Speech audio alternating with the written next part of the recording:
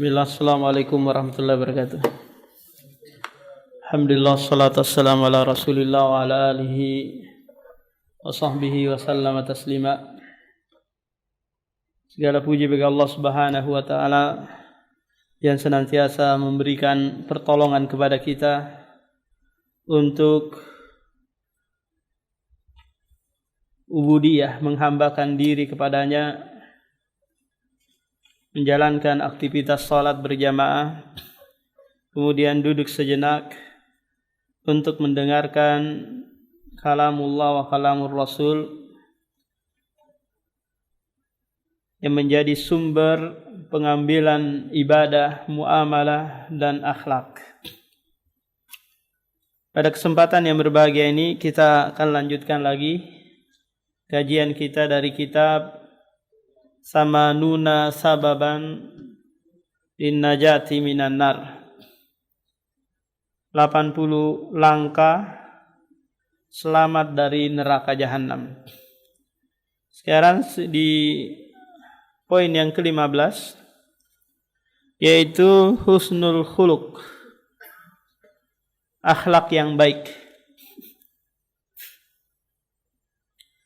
Akhlak yang baik merupakan sebab seseorang itu dimasukkan ke dalam surga dan dijauhkan dari neraka jahanam. Kita sudah ada suri toladan yang baik yang mempraktekkan akhlak, apakah itu yang berkaitan dengan akhlak lillah kepada Allah, akhlak lil ghair, akhlak kepada orang lain, ataukah akhlak kepada diri sendiri. Kita tahu bahwa akhlak itu adalah aturan atau norma yang baik yang dijalankan atau dilakukan oleh seseorang, baik itu perkataan, perbuatan, sikap yang baik.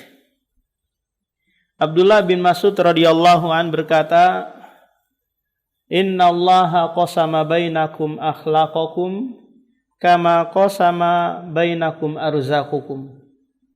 Kata Abdullah bin Mas'ud, sesungguhnya Allah itu membagi akhlak kalian sebagaimana Allah membagi rezeki kepada kalian. Menunjukkan bahwa akhlak itu sama dengan rezeki.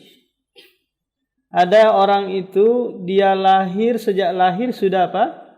Sudah banyak rezekinya, hidup di keluarga yang kaya. Ada orang yang lahir dengan apa?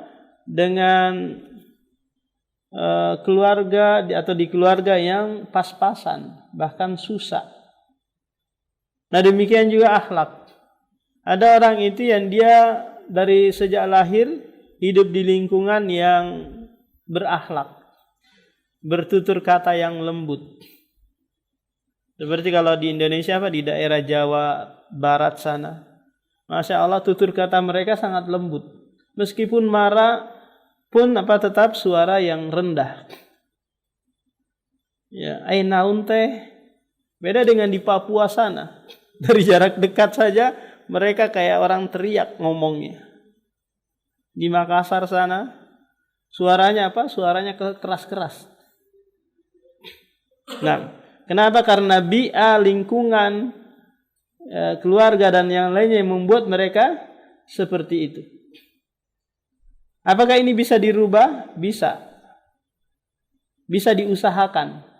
Karena akhlak itu ada yang sifatnya jibiliyah, bawaan, ada yang sifatnya iktisabiyah, usaha, latihan.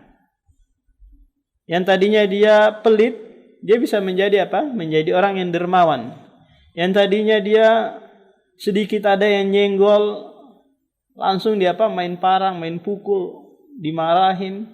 Dia bisa didik dirinya untuk bersabar dan seterusnya. Jadi akhlak bisa dididik, bisa dilatih untuk menjadi berakhlak yang mulia. Allah Subhanahu wa taala memuji Rasulullah sallallahu alaihi wasallam karena ketinggian akhlak yang beliau miliki. Innaka la'ala khuluqin azim. Sungguhnya engkau Muhammad berada pada akhlak yang tinggi. Aisyah mengatakan kana khuluquhul Quran. Adalah Rasulullah itu akhlaknya Al-Quran. Yang menghiasi kehidupannya itu bersumber dari apa? Dari Al-Quran. Kita tahu bahwa akhlak terbagi menjadi 3. Akhlak kepada Allah, yaitu adalah takwa. Akhlak kepada diri sendiri, yaitu menyertakan keburukan yang kita lakukan dengan kebaikan. Akhlak kepada orang lain, apakah kepada istri, anak, orang tua, tetangga, teman, bertutur kata yang baik, bersikap yang baik, dan semuanya ini diatur oleh Allah Subhanahu wa taala dan Rasulnya. Kalau seseorang itu berakhlak kepada dirinya, kepada orang lain, tapi tidak berakhlak kepada Allah, kira-kira orang ini selamat? Enggak.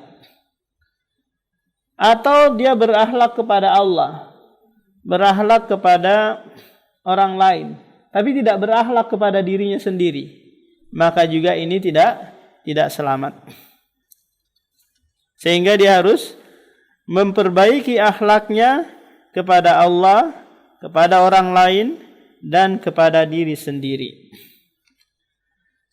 Qala Nabi sallallahu alaihi wasallam, akmalul mu'minina imanan ahsanuhum khuluqa. Orang mukmin yang paling sempurna keimanannya adalah yang paling baik akhlaknya. Jadi syarat kesempurnaan iman yaitu dengan apa? Dengan sempurnanya akhlak. Mafhumnya adalah orang yang akhlaknya buruk berarti nuqsanul iman, naqisul iman. Dia adalah orang yang kurang imannya, kurang agamanya. Wa qala an-nabiyyu innal mu'mina la yudrika bi husnil khuluqi darajatas shaimi al-qaimi. Kata Nabi, sesungguhnya seorang mukmin yang akhlaknya baik akan menyamai derajat orang yang rajin berpuasa dan orang yang rajin salat malam. Naam. Wa su'ila Rasulullah an aksari ma yudkhilin nasal jannah. Qala taqwallahi wa husnul khuluq. Rasulullah ditanya tentang orang yang banyak memasukkan manusia ke dalam surga. Maka kata Rasulullah, takwa dan akhlak yang baik. Kemudian riwayat yang lain, inna man ahabbakum ilayya wa aqrabukum minni majlisan yaumal qiyamati ahasinukum akhlaqa.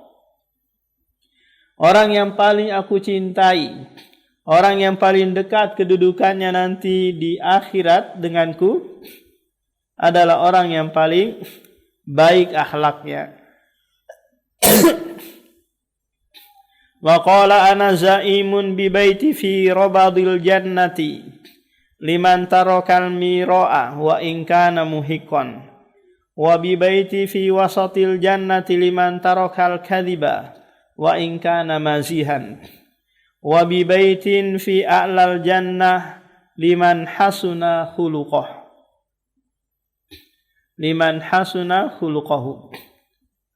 Kata Rasulullah, ana zaimun, aku jamin. Jamin apa? Rumah di surga yang paling rendah bagi mereka yang meninggalkan perdebatan. Perdebatan masalah IKN mungkin, masalah rempang mungkin, atau apalagi masalah agama yang tidak perlu diragukan. Ini dia perdebatkan masalah agama. Ini bisa jatuh kepada kekufuran. Apalagi dia perdebatkan masalah Al-Quran. Nah, wa in kana muhiqqan, meskipun dia berhak, dia punya hak untuk apa? Mengutarakan pendapatnya dan yang lain. Tapi dia meninggalkan hal tersebut. maka jaminannya adalah rumah di surga yang paling rendah. Wa bi baitin fi wasatil jannah, dan aku jamin bagi orang yang meninggalkan berbohong. Apa itu jaminannya? Surga di tengah-tengah, rumah di tengah-tengah surga bagi mereka yang meninggalkan berbohong. Meskipun dia bercanda. Maaf ya, saya tadi bercanda itu. Jokowi tadi malam meninggal dunia loh. Maaf, saya bercanda. Ini sudah dikategorikan bohong. Apalagi dia berbohong atau bercanda untuk membuat orang itu tertawa. Ini ancamannya keras. Jadi ditinggalkan bohong tersebut meskipun bersendau gurau. Apalagi benar, serius dalam ngobrol berbicara. Dia harus apa? Berbicara yang benar. Walau kana murran, meskipun itu pahit. Wa bi baitin fi a'lal jannah, dan aku jamin rumah bagi orang yang berakhlak baik di surga yang paling tinggi. Akan mendapatkan apa? Rumah di surga yang paling tinggi bagi mereka yang berakhlak baik. Nah, kemudian poin yang ke-16 yaitu baitun fil jannati bi isnatai asyara rakaah. Hadiah rumah di surga bagi mereka yang mendawamkan, mengistimrorkan salat sunnah 12 rakaat. Salat sunnah 12 rakaat ini bisa rawatib. Rawatib itu Pak sebelum dan sesudah salat, atau sunnah nawafilah mutlak, atau salat malam. Yang terpenting apa? 12 rakaat siang dan malam, atau siang saja atau malam saja. Maka ada rumah, jatah rumah di surga baginya. Qala Nabi sallallahu alaihi wasallam dari hadis Aisyah, man sabaroh. Sabaroh di sini maknanya adalah mandawamah. Siapa yang mendawamkan 12 rakaat salat sunnah, banallahu baitan fil jannah, Allah akan membangunkan rumah baginya di surga. Kemudian diperincikan 12 rakaat tersebut. Arba'u raka'atin qabla zuhri wa raka'ataini ba'daha. 4 rakaat sebelum duhur dan 2 rakaat setelah duhur. Berapa sudah totalnya? 6. Wa raka'ataini ba'dal maghrib, dan 2 rakaat setelah maghrib.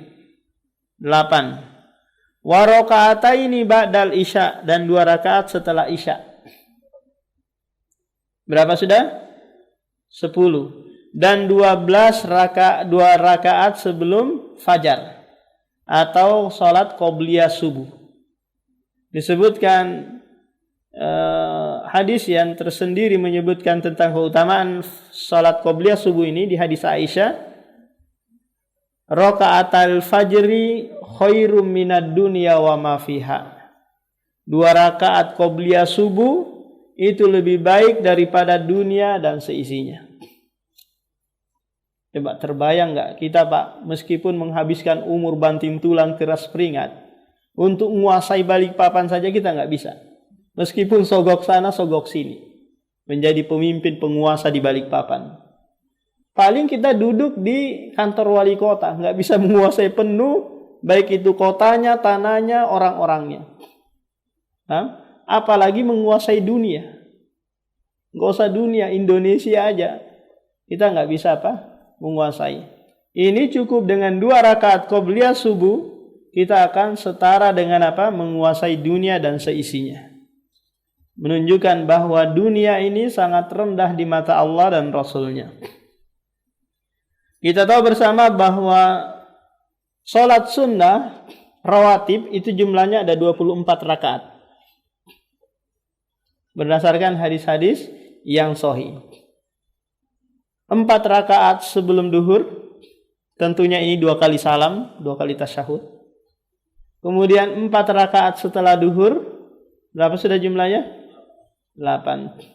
4 rakaat sebelum asar. Berapa sudah? 12. 2 rakaat sebelum maghrib. 14. 2 rakaat setelah maghrib. 16. 2 rakaat sebelum isya, 2 rakaat setelah isya, 20. 2 rakaat sebelum subuh. Berapa sudah? 22 ya? 22. Nah, yang masih menjadi perselisihan di 2 rakaat setelah asar. Nah, karena di sana ada auqatun nahi, waktu-waktu yang dilarang sholat di dalamnya. Nambah dia Jum'ah 2 rakaat setelah apa? Setelah Jumat. Jadi kita niatnya apa? Harus apa? Ba'diyah Jum'ah.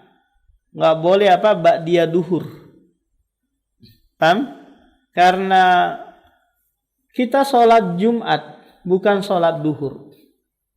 Kalau sekiranya orang menganggap bahwa Jumat itu adalah duhur yang dikosor, karena penggantinya adalah 2 khutbah, karena kalau nggak khutbah maka bubar, nggak ada yang khutbah maka bubar Jumatan. Ini bagi mereka yang mensyaratkan atau merukunkan khutbah Jumat tersebut. Nah, maka nggak boleh niatnya apa? Ba'diyah duhur. Karena duhur saja dikosor. Bagaimana lagi ditambah dengan apa? Sholat sunnah. Sehingga apa? Kita niatnya ba'diyah Jum'ah. Nah, ini berdasarkan hadis Aisyah yang kita bacakan tadi. Adapun hadis yang lain yang lebih umum, man shalla sintai asyara raqa'ah bin nahari au bil lail banallahu baitan fil jannah. Barang siapa yang sholat 12 rakaat di siang hari atau di malam hari, maka Allah akan bangunkan rumah di surga. Bedanya apa ini dengan hadis Aisyah? Bedanya kalau ini sifatnya umum, apakah itu rawatib, ataukah sholat malam, sholat tahajud, atau sholat sunnah mutlak. Paham Pak? Yang penting dikerjakan 12 rakaat, apakah di siang harinya, ataukah di malam harinya. Paham?